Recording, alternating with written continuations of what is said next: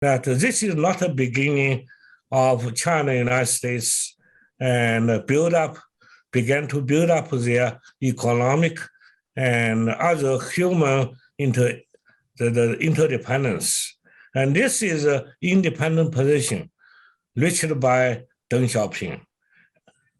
On Mao's part, all things are strategic.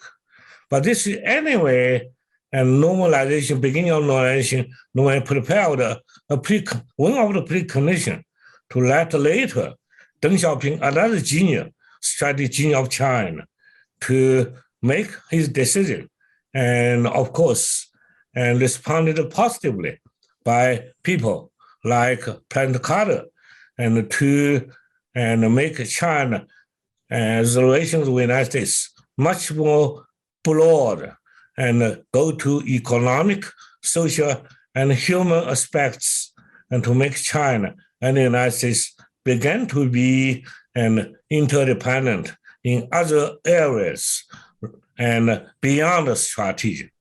So I think that anyway, and Mao Zedong and Richard Nixon launched an extremely important starting point for a good relationship and for both countries, which just like Dr. Chu said, now we always take this as a nostalgia past.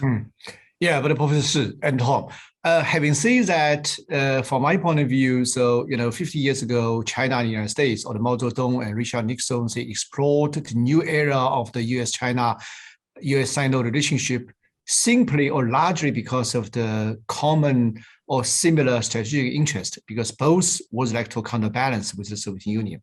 But now this historical context is over. That's why China has been rising radically, challenging the United States. So which naturally, on one side, this strategic interest vanished. On the other side, the rise of China is happening. Not to mention that there's a huge value disagreement. It's a huge disagreement in terms of the ideological interest and whatever.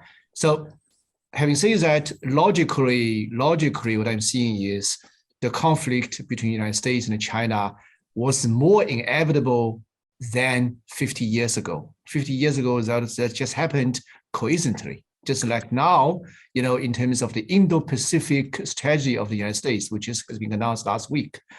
China 50 years ago was just like more or less India today, because that's more or less useful or valuable for United States, for American interest, and also for Indian interest, just like for Chinese interest 50 years ago.